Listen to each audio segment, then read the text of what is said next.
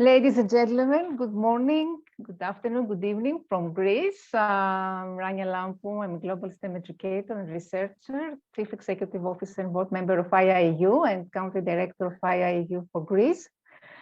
Today, it's the second session of the new program, Coffee Short Time with Rania, which is organized and supported by IIU. And this new program tries to explore different fields through interviews with eminent personalities from various areas of human activities, and it aims to give the audience an overview and at the same time an in-depth analysis on the subject of the day. A lot of love has been invested in this project, and we hope that the outcome will match your expectations. I warmly thank IIU and especially Pius Pandi for launching this program. And IIU is the first virtual global university building a better and brighter future for all young learners and is committed to providing quality, accessible, affordable, skill-based virtual education to all the young learners of the globe with the aim to provide internship opportunities and research facilities. IIU is metamorphosing the conventional education system by cutting down the additional costs and providing access to more than 1,000 plus courses and internships to their e-learners across the globe. IIU has been accredited and affiliated with the World Education Organization and International Accreditation Organization and collaborated with all the world's top universities and educational institutions through the platform of massive open line courses. Today, IIU has spread its wings in 195 countries and 6 continents, and the person who is behind the success of IIU is none other than the founder of IIU, Pius Pandi, sir, a committed and inspiring social activist, a passionate educationist from the last 2 decades, providing education to students from various social and cultural backgrounds, possessing excellent administrative, verbal communication, written skills, an excellent speaker and passionate writer, the founder of Spartan Bharat Parivar and chairman of Pius Group. Hats off his dedication and hard work. So today we're going to discuss about young dreams, about dreams of the young generation. We will talk about passion, what passion is, how we can ignite the passion in our children and students, and how we can motivate and inspire them. And we are extremely happy and honored to have with us a very special guest, an expert, a very distinguished personality in the field of industry and academia, Dr. Chris Sotiropoulos from Greece. He's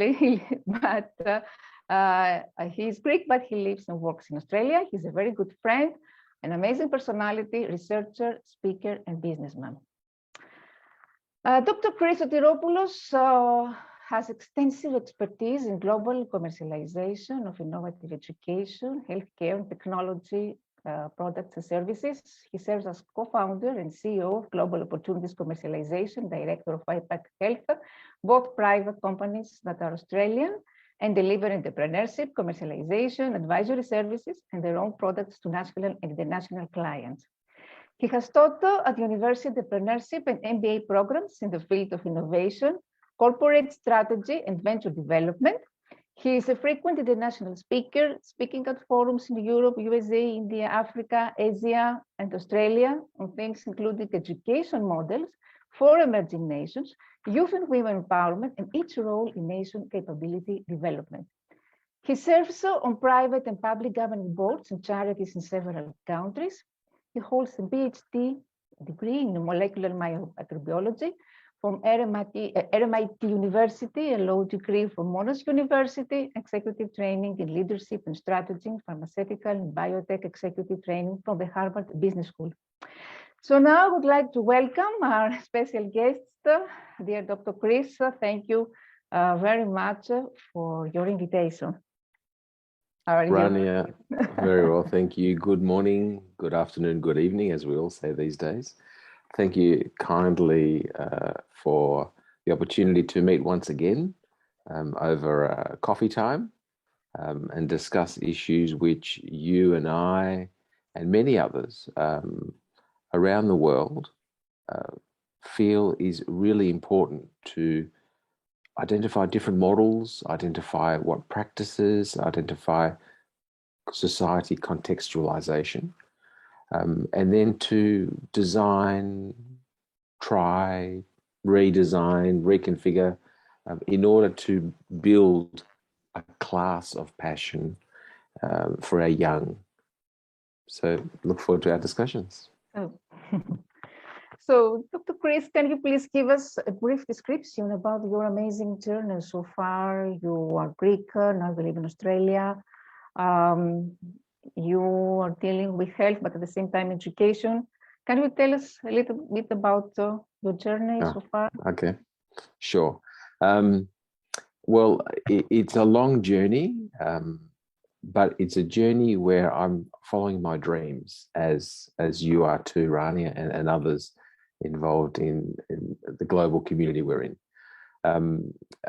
I suppose it's important to look at the roots, my roots. So yes, Greek parents, Greek values, virtues, a loving family, but a family that also allowed us, my sister and myself, the two of us as kids, to explore, to go out to the community, to seek, to do the best that we could, but to seek opportunities and not be restricted in many ways. Of course, as parents, they don't wish you to be harmed. So there were the usual types of management systems in the Greek household. But living in Australia as well, it's a wonderful country where there's it's a lot more relaxed than other parts of the world where you have political tensions, economic tensions, conflicts. And because it's a multicultural melting pot, you also mix with other people in different cultures.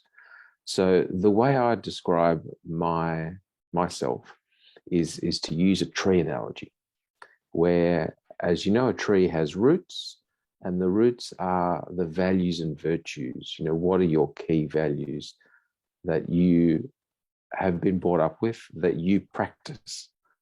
And they're the roots that keep the tree stable. Even with windy days, you know, the tree stays there. Now, the competence is the trunk. So the trunk is where have you studied? What degrees have you got? What life experience do you have? What relationships do you have? That's the trunk. But the important thing now is, like in a tree, it's the branches, it's the direction that they're moving in, where they're facing towards the sun. That's how you use your values and your virtues and your competence in order to deliver what you want for the community, how you see your role in the world. So for me, I'm interested in a better world, but not just a better world in the city that I'm in, or a better world for my family, my friends, my neighborhood, my local community, but also a better world around the world. And again, family, we were always brought up with the idea that we are part of an international community. Our playground, if you will, is not the city we live in or the country. It's the planet. And we've always had that fresh outlook that you look to the entire planet, but also you have to give back, because it's not just about obtaining resources for your immediate family, but it's also about giving back to the community. And that's part of that virtue and value set, which, as you would know, Rania, the ancient Greeks were very strong at in that sense, the eudaimonia, the arete, and things of that nature. And so what's fascinating, so yes, there's been the academic stuff, the science and the law and the business, but it follows in the one direction, and that is, for me, I'd like to make the world a better place through innovation and commercialization, both for different spheres of the planet. However, what's interesting is that as we go through our life journey, I move industries, whether it's science, being a scientist, being an academic, being a lawyer, being a businessman, who knows what I'm doing next? That's the beauty. I have no idea, but the direction is the same. And that's what people, when I tell them that, they think, now I know why you're doing what you're doing, because we can take all these wonderful relationships that we have around the world, including our wonderful friendship and professional relationship with Rania. And we have thousands of people like us around the world, tens of thousands. And I get up in the morning and my WhatsApp's got 400, 500 messages, as yours does as well, I'm sure, having all sorts of interesting discussions around the world. So life's journey for me is about providing the opportunity for a better world. So we do that in business through different avenues. And the one we'll talk about today is what we do for our young, because one of my good friends, a chap called James Nixon, who recently retired as a captain of an A380 for Emirates, said he was told at school that he would amount to nothing. So all of his dreams, he said, no, you're not going to do anything. And he captures that moment as dream stealing. So these people stole my dreams and they gave me the negativity. And of course, down the track, he was strong and he did what he did. That's great. But we have to make sure that we create an environment where the young do not have their dreams squashed. And you and I know that innovation, creativity, entrepreneurship, passion are some of the core building blocks that the young need in order to catapult themselves, try different things. Some of them will come up with wonderful solutions for us, and we need them, as you know. Wonderful said. But you're a director of APAC Health, and I think your main area of business is health. How did you get involved in the education sector? Because I see you're invited as keynote speaker everywhere, in every international educational conference. You're very active in education. So how the education sector attracted you? I was always interested in research, always interested in teaching, and being involved at university. That interaction with students was a way for me that gave me the most comfort in communicating my interests and my values and imparting on the students some good opportunities. So even when I was in the pharmaceutical area, I'd be traveling overseas and I'd come back and the universities would call me up and say, when are you in town? Oh, I'm in town in a week, 2 weeks, 3 weeks. Can you come and have a chat to our MBA students? I said, sure. What do you want to talk about? Well, how you make decisions, how you manage innovation, how they should be thinking about corporate strategy. And I thought, oh yeah, that's a bit of fun. Now, what the university didn't know is that I would also learn a lot, because I would ask the students, what do you do? How do you make decisions? What environmental aspects do you look at? So I would then take that learning as well. So it's actually a two-way street teaching, whether you're involved in programs with the young or the old. But what's interesting with the businesses that we've been involved with, my fellow directors and shareholders, we sat down a couple of years ago and we said, okay, we're getting a little bit old in life. What contribution have we made in life to society? And my fellow directors, one of them was vice chancellor of an India university. The other one was a professor of entrepreneurship at university in Australia. So clearly the education element was an underlying element that was bubbling. And we said, hang on a second, we've got to make sure the young also are driven and become creative, because we're seeing some mediocrity and unevenness in the young, in the education curricula. Can we do something about it? And being a private company, you're not subject to government grants, you're not subject to government restrictions, you can do what you want. And that's it. That's what we did. I know you're very passionate in everything you do. what is passion for you and how we can keep our passion and this spark alive? Well, that's a very hard question. But of course, we live passion. So passion for me is delivering a positive change in people around me. Now, that doesn't have to be education. It doesn't even have to be health. It could be being a good citizen to your neighbor. But what I'd like to see also is embedded change so that you have practices which embed changes. I'll give you an example which is a little bit unrelated to what we're talking about. So during COVID, we had restrictions and our wonderful city had the most restrictions around the world. So we have a world record, not a good one, but we did. A lot of our elderly neighbours they were not allowed to see their family because we had geographical restrictions. So they were lonely. They were sad. Their friends were having health problems and some of them were passing away. So very sad environment. Well, we said with our neighbours, when we see these elderly people, send us a message. We'll come out and we'll be socially distanced, no problem. But we'll have a chat.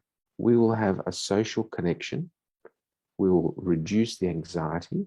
We won't talk about COVID. We won't talk about the pandemic, but we'll create that change of communicating good concepts and issues and discussions and remembering things with our community. So that's a way that we embed changes.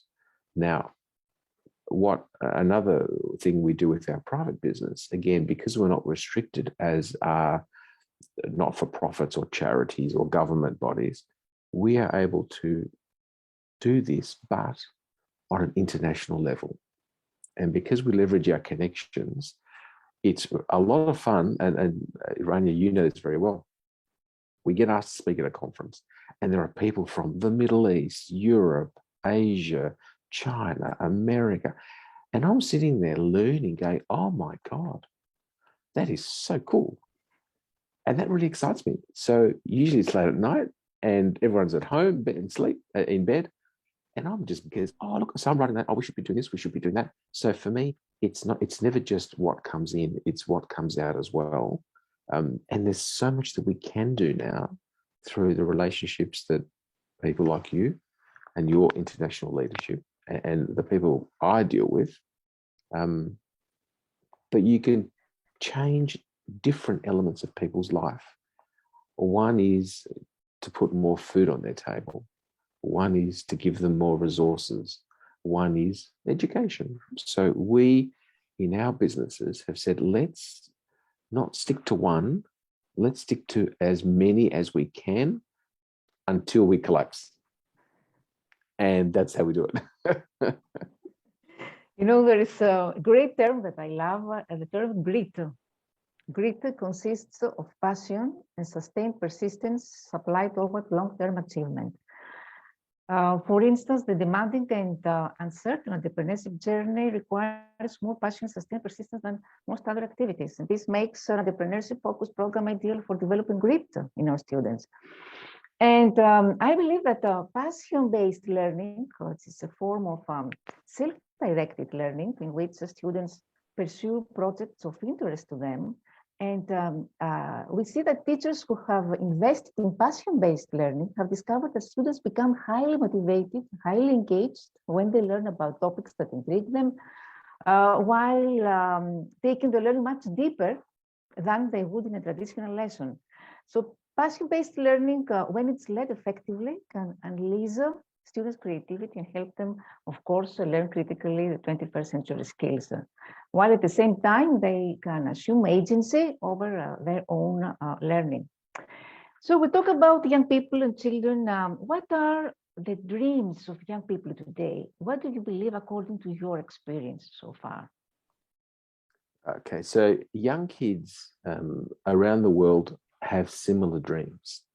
They want to have experiences, positive experiences. They want to have fun.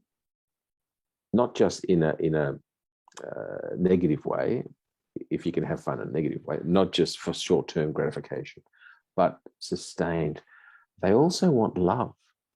And I think spirituality, and I'm not talking about extreme religious type spirituality, I'm talking about they want to be respected, cared for. They want to care for their community.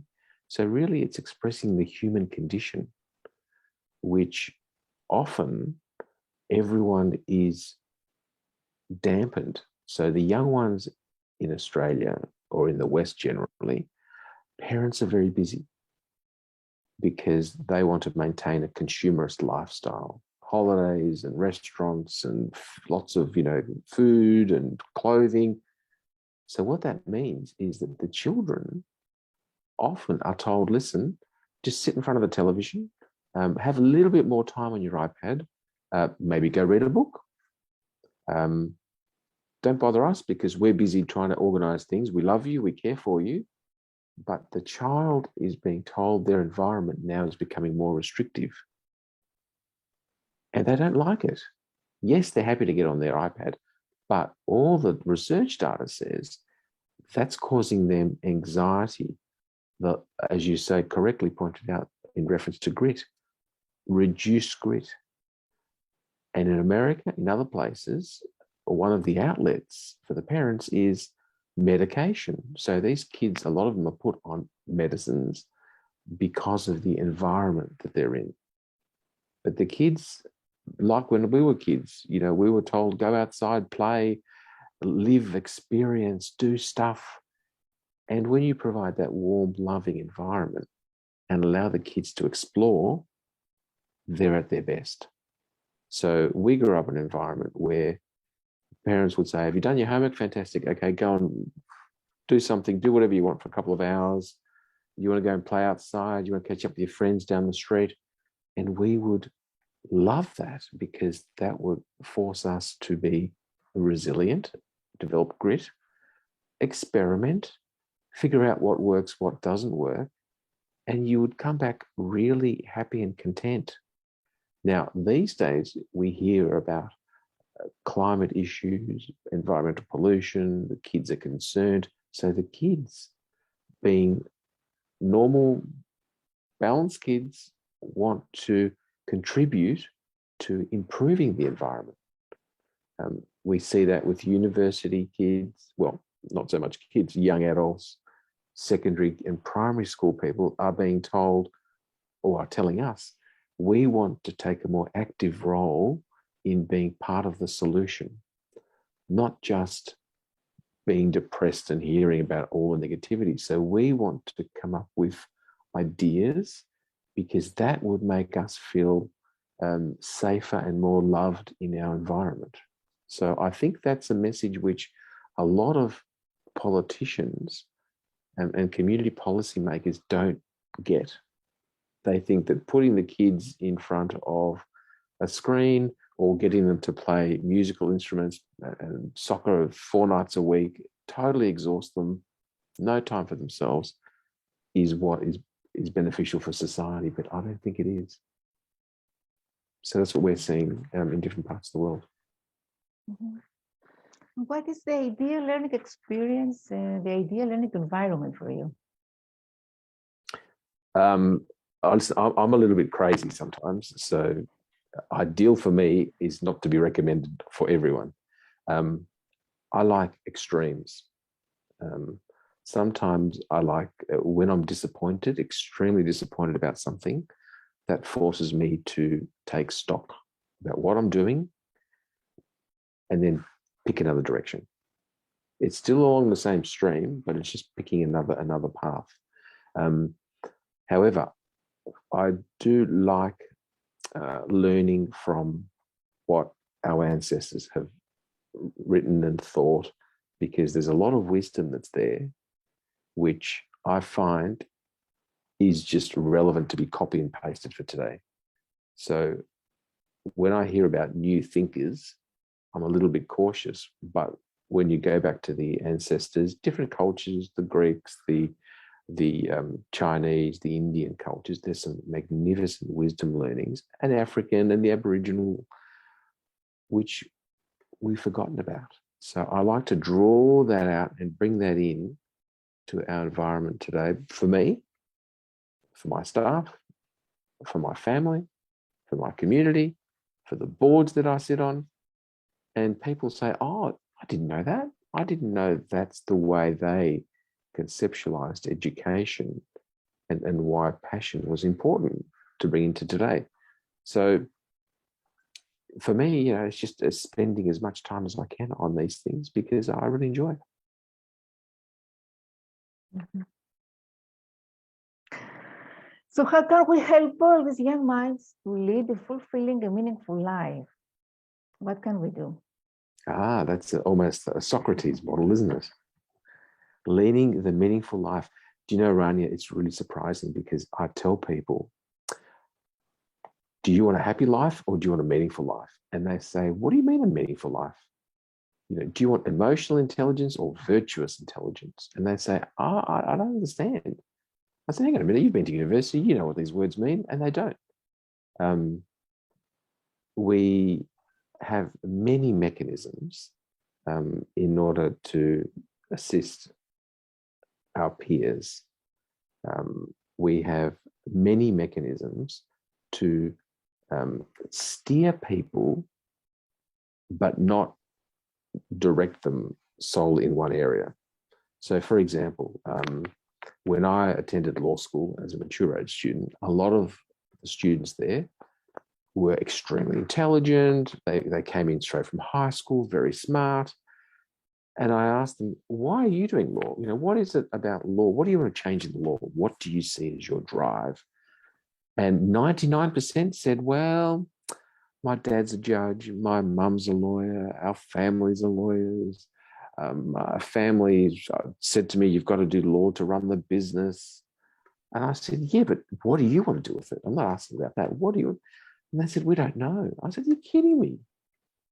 You've worked so hard. You're doing a hard course. It's a very competitive adversarial course. It's not a happy course. And you don't have a particular direction.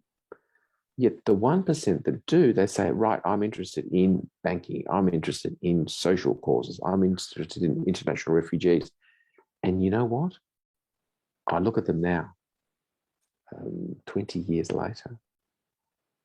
And guess what? The ones who said, I'm interested in social causes are leading the social causes. The ones who said, oh, I'm not too sure, mum and dad, they've left the law. They're looking after, you know, they're wealthy, obviously, but they're just sitting at home being what I would consider wasted almost effort.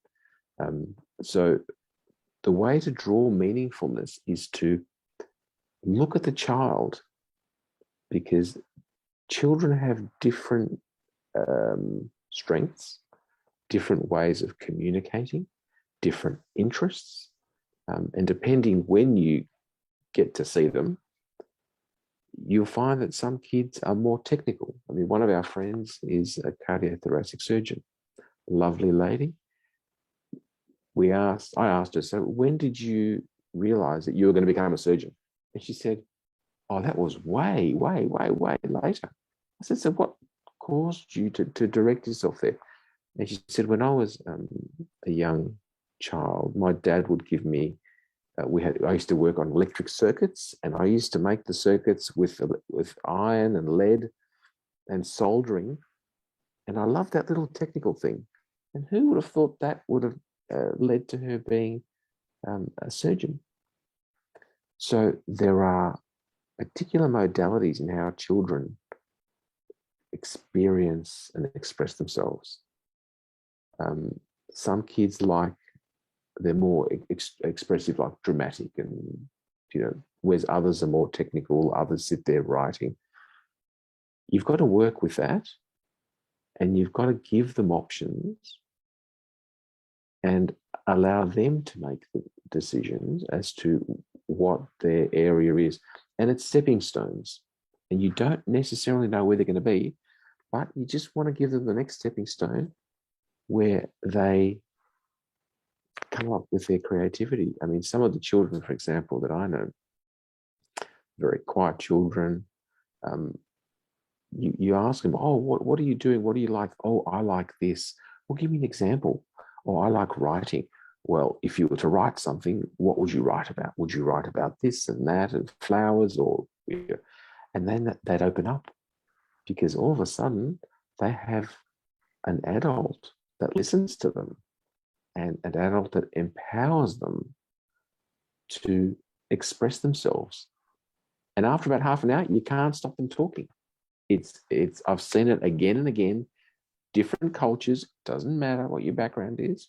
As soon as you give them that, the children run in a particular direction. So that's been our experience in um, giving children opportunities. And it's not about simple, okay, now go and play a game. They don't want to do that. They're interested in you assisting them to drive them into the area that they like. In your lectures, often you highlight the importance of community in the learning process. So why community-based learning is important, why it's becoming more and more popular among learning theories today. Unfortunately, in Greece, it's not very well developed. But why do you think, from your experience, that community-based learning could be efficient in the learning process? The community, that's interesting. And I'll tell you why. There's two areas. So our business, we have 3 generations of staff. We have the young university graduates. We have the between that sort of age until about the 50. And then we have the 50 to 75 to 80. And that's our little community. The reason we have that community is that it enables my group, the middle group, to learn from the young ones. I have no idea how the young ones think. They are, in a different planet. Beautiful people, different planet, but I need that generational context for what we do. The older group, the 60s and 70s and 80s, and now 90s, we've got people in their 90s involved. They give us wisdom and past history that we had no idea about. So so then that's one element. Now, how does that, we've used those groups in order to develop our programs that we have for the young. But to answer your question, community-based learning is very important because the children or the young see their role in society. It's part of a respect model. It's also part of a competence model because as you deal with different parts of the community, your linguistics has to change. Your skills have to change because other parts of the community have expectations that you will conduct yourself in a particular way. So that forces the young ones to develop their skills really quickly, a lot faster than they would in the classroom. Now, also being part of the community, when people who are more senior say to you, to the young ones, well, that's great, but have you thought about doing it this way? Or let me show you what happens, blah, blah, blah. Or what you've done is really good. Let's go and communicate it to the other part of the community. And the other part of the community says, well done. The younger ones see their role in society. And in fact, they mimic what they want to do in life because they see a path and they really enjoy it. So I think community-based learning, which is probably the way learning was done many years ago anyway, is the future. But we also want to have an international element because that blows the minds of the kids. It's one thing to say you're going to have a project, at your school, in your local community, where you're going to have people there from different age groups. But if someone says you're also going to have an interaction with people overseas whilst you're in where you are, they can't believe it. They say that is just That's crazy. And that empowers them, we found, just that international element, more than almost, logarithmically more than having just the local community project. That's why for us, one of our core directives with one of our programs is there must be an international focus. And when we tell the kids that, it takes, they think, oh no, this is not real. But when then we tell them how it's going to work, they get very excited because they're doing stuff that no one else would allow them to do. And they're very excited about it. And of course, in community, parents agree, their ecosystem agrees. They go back to their school, they communicate it, their two teachers are excited, they speak at conferences. All of a sudden, you've got fascinating characters. And I don't know where they're going to develop to, no idea.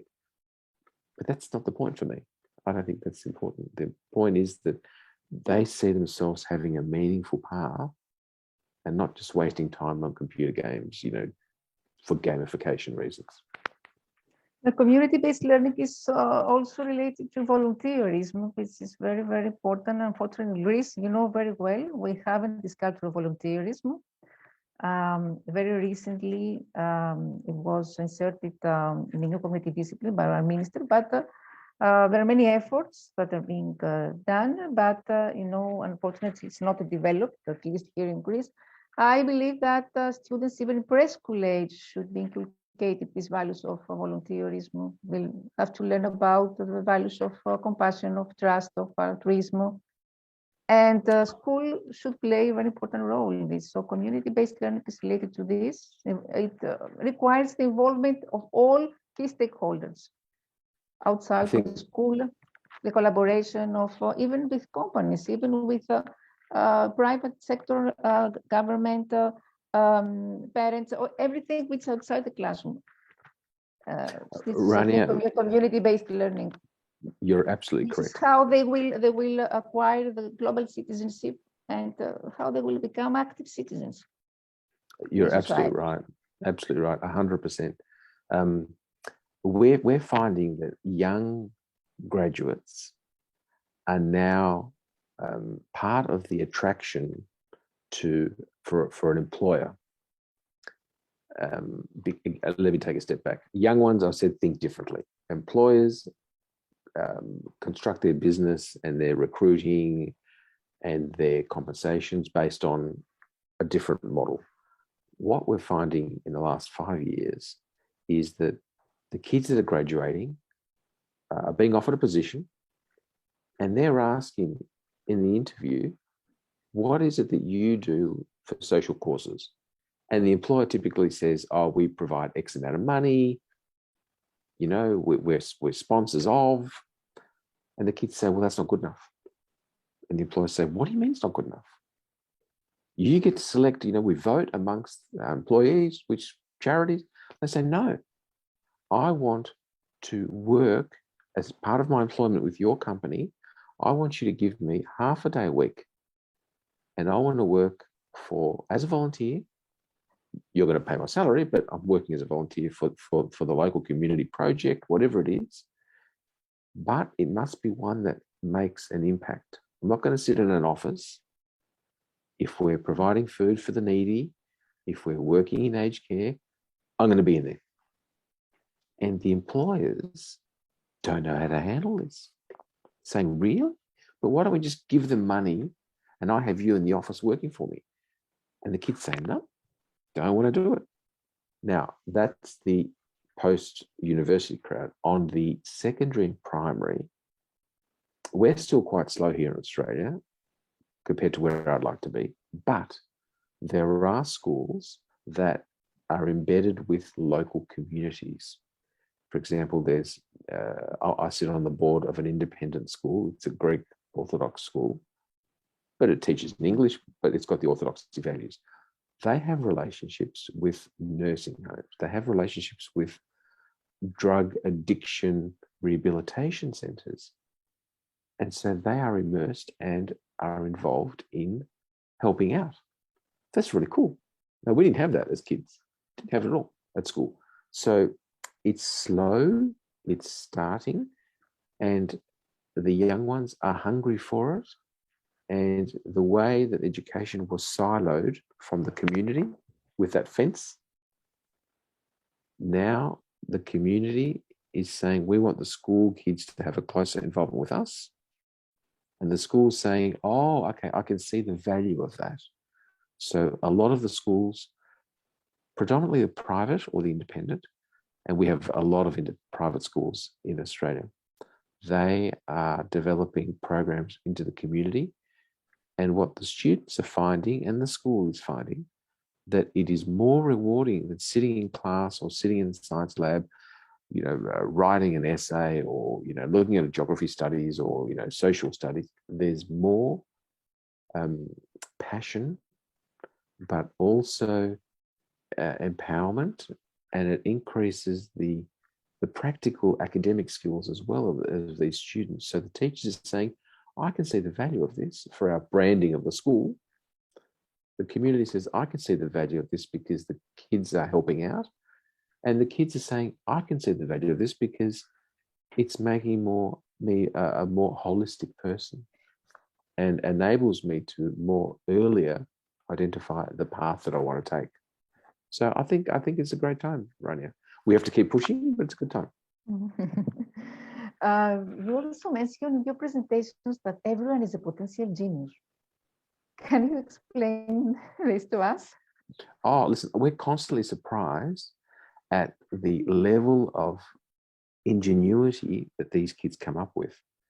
One of the kids said, my dad keeps putting covers over the plants during hot days in summer because the leaves burn. We said, yep, okay, yes, some days are really hot and the leaves get burnt, sure. He says, why doesn't somebody develop sunscreens for plants? Just you put sunscreen on your skin so you don't get burnt. Do the same for plants. I said, my God, that's such an obvious idea. So I spoke to a few chemists and they said, oh, which academic came up with that idea? I said, an academic, 5-year-old. That's a good idea. So often if you ask kids to come up with solutions or designs or, how do you think we should do this? As soon as you open up that mind, they come up with solutions. You think, all right, we'll give that a go. And then they get very excited. Oh, really? You mean something I said you're going to try? Kids, but some kids do this on a compassionate, caring level. So when they see someone sad, they might go and hold their hand, especially if they see old people sad. So you can see that level of compassion and that understanding of this is what we need in order to manage this person. And as soon as you say that's a good thing, you've done well, then the next time they'll do something else. They might go and, I don't know, get them a glass of water or something. And then it's like, a ball running down the hill. They just come up with more and more ideas and they build their shell of competence in this level of ingenuity. So we're seeing it all the time. Different things with different kids. And if you ask them, it's like a little spark. As soon as you see a spark, you want to try and make it bigger and bigger by increasing their exposure in that particular area. Some will be compassion, some will be not engineering, but problem solving. Some will be design. Some will be talking, drama, dancing. Great, fantastic. I mean, we've had kids who are extrovert, and their parents say, "Oh, stop it, be quiet." We're saying, "No, hang on a second.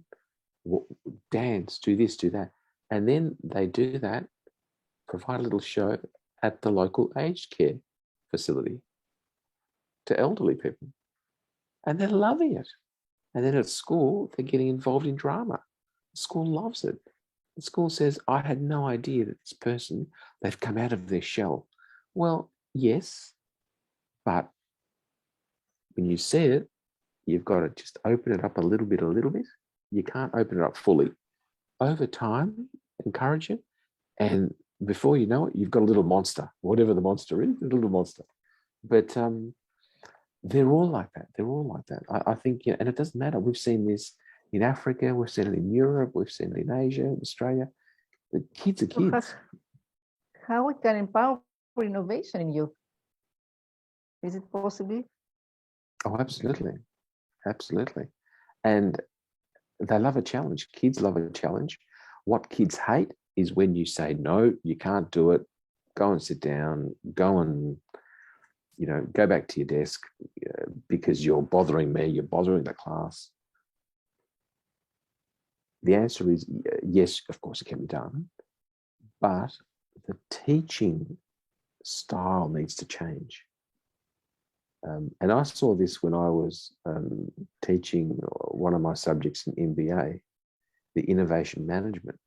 I had to, and it's quite difficult actually, because normal teaching, or not normal, traditional teaching, very simple. You get up in the front, you say a few words, show a few slides, a couple of questions, done. But this type of teaching, you have to know the strength of each child in your class or your group. You have to know what their environment is, their family, their community. You've got to know what their passion is. And you have to give tasks during the class to each of these people to take them along their little journey of innovation. And you've got to help them along the journey. Some of them might work in groups, 2 or 3. Others will be individual. So, for example, my son's school, there are many different characters. There are kids from very wealthy families. There are kids who are not socially connected, but they've got YouTube channels. There are kids who are great at sport. There are kids who love writing, So what the school does, to its credit, is that they have developed programs for each of these categories to extend the kids. It's not about being average. It's about, oh, are you good at that? Fantastic. We'll make you head of that. Are you good at that? Great. What do you need to do? Are you good at that? Fantastic. We'll have additional programs for you. Now, that's not easy to do. It's another way of reorganizing the teaching structure, but it's not magic either. So once you've taught the teacher and the school provides the framework, and you communicate with the parents saying, listen, these are the sorts of programs you have, you'll be really surprised because the parents are quite supportive as well with this. So I'm very positive about providing innovative structures and entrepreneurship for kids as well. But you can't just stop at the end of the class. You can't. Entrepreneurs are people who they've got to have a pathway. So there has to be, it's like part of a supply chain. You've got to have community involvement, others involved, in order to provide them the continuity of growth. If you don't, then you've lost it. And it's not a good program at all. Mm-hmm. So tell me now, how Young Dream Creators program was created? What is the catalyst behind this program? And what are the gaps of the educational system in Australia that we're trying to fill through this program? Okay, so the catalyst was when we created the company Global Opportunities Commercialization. That was one of the areas we wanted to tackle, to change the mindset of the young. Now, did we know we were going to create that particular program and have it all structured in our head? No. But that's the good thing about experimentation. We don't know what's going to happen, Rania. We are never set with a path, because, as you know, with entrepreneurs, we're all over the place: left, right, straight, backwards, forwards, upwards, downwards. However, what's interesting is that we connected with young professionals, adult professionals, who also had the vision, the same vision. And we sat down and we said, and everyone had an equal say. It wasn't a case of senior, junior, owner, director, doesn't matter. What should we do? And we had a very robust discussion.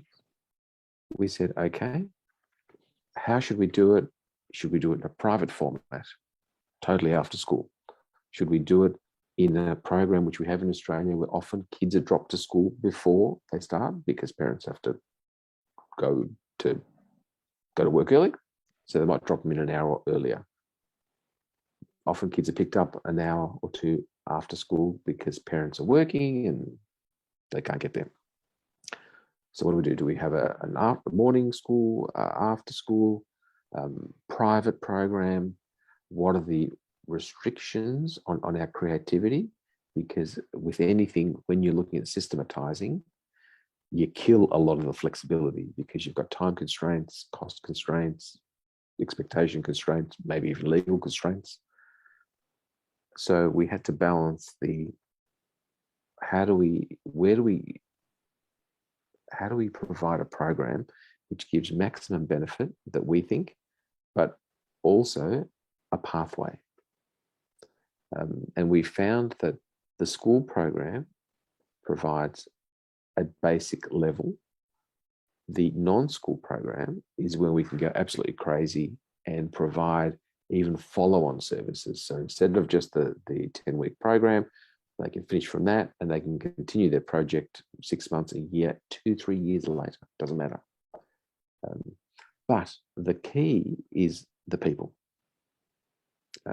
We've got great people, Dr. Ria Ertz that you know, Sasha Kaluri, Andrew Gavigan, Janelle Sabillo, and a whole host of others. And what are the main access, the main components? I think it's the nationalization. Huh? Oh, okay. So the main components of the program. Of the program, I think it's how to. Okay, so the first thing you've got to do, we actually created like a management program. We have the ideation, the creativity element, where we sit down, a couple of us sit down with the student, or students, could be a group, and we try and figure out what their passion is. In the beginning, everyone says, I don't know. What do you like doing? I don't know. What do you do at home? I don't know. I play a game. Okay, good. Yeah. What else? So you got to draw it out. You got to really draw it out. Do you like? So we give them questions. Do you like sport? Do you like the internet? Who's your favorite? What film's your favorite? Favorite film? That sort of very boring stuff. Because we want to try and create a thread. We want to start somewhere. And often we might even ask the parents, what are your kids like? Now, problem is the parents have no idea generally of what the kids really like, but they might put us in the direction. Let's just say they've given us a few ideas. Then we say, oh, listen, would you like, and then we've got to come back really quickly, not a week later, but almost within minutes. Would you like a program? How do you feel about doing something like this, this, and this? But speaking to people around the world and having, discussions or helping you design stuff. Oh, well, that sounds really cool. Okay, good. So maybe we have the first project. Oh, what about if we were to do it this way, and then with that way, and then add this as well, and find 2 or 3 people overseas that you can speak to. Oh, that sounds really good too. So we'd come up with 4 suggestions. They'd say, that sounds really good. And then we'd have to try and nut it down to what can be done within a defined period of time. Of course, parents are involved in the background. Then we say, okay, we have to come up with a viable project that can deliver both an outcome, doesn't have to finish, but an outcome, but that there's a learning mechanism as well. So there's almost a project management plan, which says, right, okay, week 1 is the idea, week 2, defining the project and structuring roughly with the kids. Week 3, 4, 5, 6 is running the program with international inputs. So it's quite intensive, very high touch. Then it's okay, we've got to compile the data.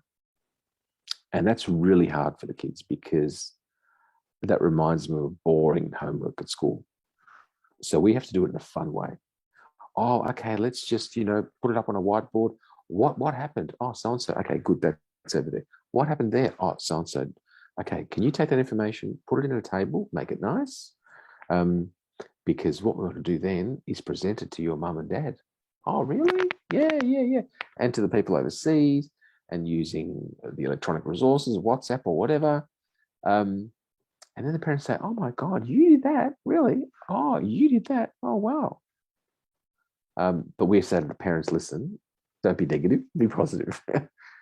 Oh, fantastic. Well done. Oh my God, I had not. Wow, that's really cool.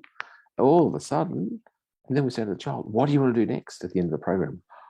Because they know it's going to be the end of the program, but it's not really the end because this is a journey for them. What do you want to do next? What? And they say, well, how about we continue this?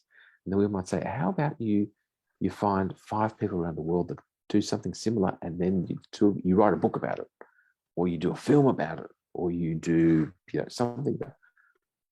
Or and they get really excited. They're amazed. And then if they communicate it back to the school, or if we get them to speak at forums around the world, they're blown away. What do you mean you want me to speak at a conference in Africa? Yeah, just get up and speak about what you did. Oh, really? Would they want to hear from me? Yeah. Just in your own words, we'll help you prepare what the messages are, the 4 or 5 slides. And they do it and they say, oh my God.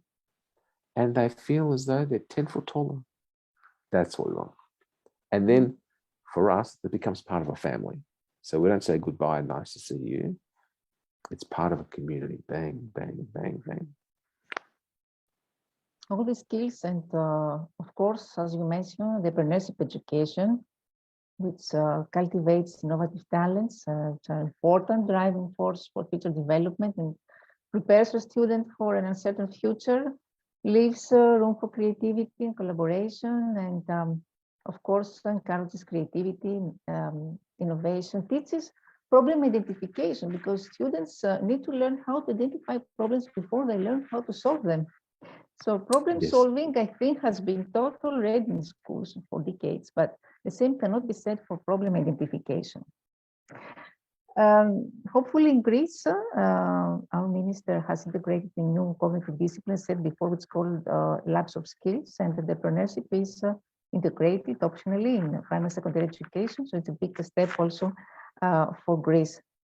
So the entrepreneurship education is very, very important.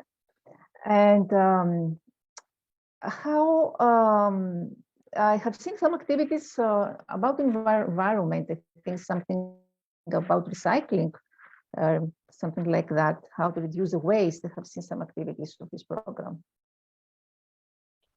Well, what's happened there is that we found that different ages of students, different maturity, if you will, are able to connect with community issues. So the younger ones are still very much discovering the internet and sport and a little bit of stuff like that. The high school ones are bombarded with social justice issues, and one of them is the climate. So we had one girl and her friends who said, we want to find out what our impact can be and what project we can have. So they said, well, let's look at compost. We have compost at home, we have compost at school. And, obviously you put stuff in, you wait a particular period of time, then you have an output and you use it for the garden, etc. Okay, great. And this is where the smart element was. Compost produces gases. Why not separate the gases, and one of the gases we will feed back in to the school for use in the science labs and also for cooking. Now, when that came to us, I thought, my God, that's really cool. But we're not engineers. And see, this is the beauty of us. We don't care about that. We know people who know people who know people, and they're the right people. So we told this story to our friends here and overseas, and they said, oh my God, that's really cool. Give me a few days. And then they asked someone, and they asked someone, and all of a sudden we're dealing with people in Europe, in Australia, engineering associations who are saying, we want to help these kids because it's really cool. It's a great idea. Now, the kids themselves had no idea that all this excitement was being developed overseas and then, directed back to them. So then, because they were a bit older in high school, they were told, listen, you've got to do some maths. You've got to do a lot of research on what's available, how systems work. And that's how that project is developing, meeting with people from scientific organizations, kids getting really empowered, school giving them a lot of credibility and endorsement, the community, their families giving them endorsement. So that's the way we see this moving forward. Now, whether the project is done or not is not, for me, that important. Or whether it's done this year, next year, year after, it doesn't matter. Because I've said to them, guys, if you can do this project, I'm going to commercialize it around the world, both for private home use and also for commercial use and for education, schools, whatever. So they were amazed that their idea with a lot of R&D can lead to 4 or 5 different avenues globally. This could be a several $100 million business very easily, from my perspective. But for the students, the fact that they had a social cause, the fact that they had this idea that they stuck with, because people could have easily said, no, not going to happen. Sorry, no, that's ridiculous. Sorry, you're going to be in university in 3 years. No. That was really important for them, that community endorsement. And having a group like us, we played our little bit, but we're part of a big whole. So stay tuned, because I think this project in a couple of years, they're going to continue with it. Even if it's just a side interest, they'll continue with it. We'll support them. What's the progress so far? What are the results so far? What is the feedback that you get? Oh, okay. So they're doing a lot of research at the moment. They've got examples of models from overseas that work. They now need to do some more research and then start getting engineers to construct the system. So they're close. They're close. We'll keep you updated. Why do you think that we need to give global opportunities to youth? Why the nationalization is important in education? Sorry, why globalization? Internationalization, the nationalization of global Okay. opportunities are important for youth, especially for students and university students. Yeah. Okay. The reason why the international element is critical, I would say more than important, critical, is because they get to see the impact in other parts of the world, the relevance of their project. Sometimes in your part of the world, maybe it's not that relevant because it's too difficult. But if somebody can show you that that project would help people in another part of the world quickly, and now, that makes a big difference. And students wake up thinking, okay, well, it's not about my city, my town, my country, it's about the world. And with globalization and the way things are at the moment, you can easily have projects in different parts of the world. Pandemic has given us a very unusual lesson, which I never expected. There are people who are graduating in one country, and not just customer service, phone, things like that. They are providing services to companies. Their employer is in another country, their direct employer. They are providing services in other countries whilst they're at home on their via their keyboards and so forth. This is a big change to how the future, one element of future of work. That means that there's potential for the company to have more clients in different parts of the world because their employees are in different parts of the world. And the students, the graduates, the employees, the business people can see that what they're doing here in Greece, in Australia, can very quickly be adopted across the world. So I think that's a very good platform for a mindset. Mm-hmm. What are the next plans of global opportunities commercialization? Short-term plans. Oh yeah, exactly. Medium, long term, I have no idea. But that's the beauty. That's the beauty. See, what we do in our business is that we bring in staff, find people, different parts of the world who have a passion, and we build a business around their passion. We don't build a business and then try and bring people in. We think that works well for bigger companies, but for small companies, we can be extremely innovative. It's fascinating. What we're doing at the moment is fascinating. We're involved with projects in renewable energy and in clean energy, where we're looking at wind turbines instead of the horizontal big ones, vertical little ones. So we are connecting through our networks. We're connecting with some really innovative, internationally competitive technologies on the one hand. On the other hand, we've got access to people with money and people with expertise and people with clients. We want to put them together quickly. That's our key. But what we're also doing is that we want to make sure that if we like the technology, that it is embedded into use across a community. What happens at the moment is that people find technologies, people find money, they get them together, good luck, and then 10 years down the track, it's not being used. Why? Because it's not embedded into the community and through political systems. So I think the next part of the short-term part of our business is to connect innovations that will change people's lives. Because this wind turbine can be used in the Philippines to reduce diesel use in remote places.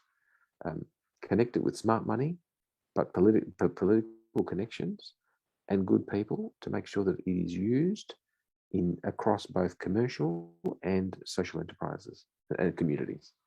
So I think we've just got to focus on that. In addition to the youth stuff, that stuff will happen on its own, but we need to get that embedded in. I know you're doing a lot of charities. Do you want to tell us something about this? How many years? Charity. Lots of years. I mean, charities are good for a number of reasons.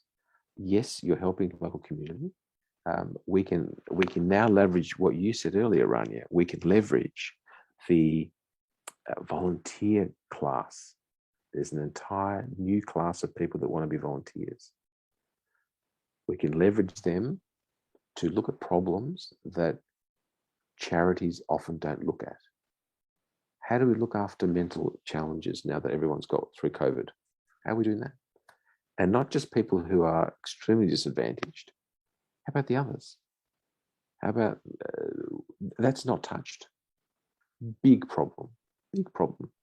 Compassion, caring, the stuff that our parents used to do with their local communities. That's not being done now. So there's a role for charities to do that. And some of the charities I'm involved with have an international element, such as Rotary.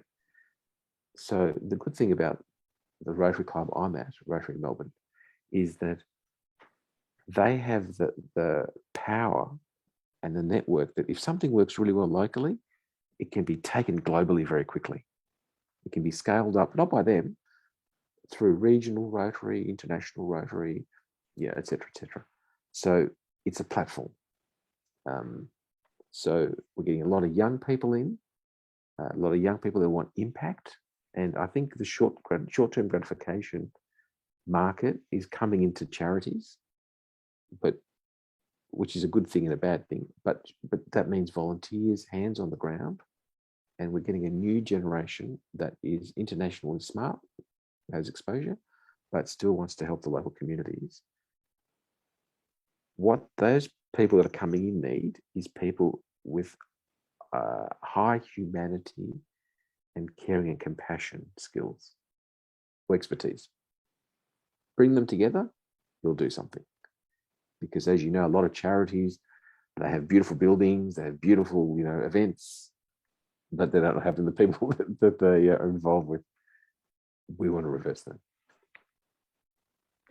So what is your message today to all these young people, all these young entrepreneurs who want to get more motivated in learning or doing wonderful things? What is your message? My message is very simple. There are people out there that care for you, your innovations. There's a stack of money out there. There's a stack of people that need help. So you come and join our families, such as where you are, Rania, at the International Internship University. Excellent platforms. There are I'd say hundreds of thousands of people that want to be part of this supply chain around the world and can do it. So the future is very bright. It is different to what the traditional path was a generation ago. But you as young entrepreneurs now have role models around the world, which we didn't have, and it'll only get better. So there's an entire community ecosystem of support available now for you.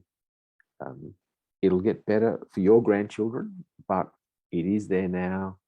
Sorry, not a simple message, a long message, but it's saying that the environment is extremely positive for you to be supported, looked after, cared for, respected, in order to bring your innovations to the globe. Mm-hmm. So I think that the message of all this discussion today is that we need passion. We need this spark to keep us alive. We need to envision a better world, more fair world for a more sustainable future and development. We need to empower youth in innovation, creativity. And thank you so much, Chris, for this powerful and very, very explanative, very informative presentation. We have learned so much from you. We have given us many ideas. You have inspired us, especially when it comes to social causes and charities and all these experiences that you have shared with us. We always learn from you. Thank you very much, and I wish you all the best for all your future endeavors. Thank you, Rania. Thank you very much as well. You should be honored with all of your achievements as well. Magnificent over the last couple of years that I've known you. And I look forward to seeing you face to face very Hope to soon. See you in Greece. Yes, likewise. And likewise to invite you down here to Australia and to see the kangaroos and the koalas and all the good stuff that we've got here as well. And to speak to our community and give them your learnings as well, because that's really important. That's part of what we've all got to do. So thank you very much. Thank you. So ladies and gentlemen, our second session has finished. I think it was a very, very powerful discussion today. I'm very, very excited and hope to see you in our third session. Stay tuned to International Internship University. Thank you very much for your attention. Thank you. Thank you very much. Bye. Thank you. Goodbye. Bye.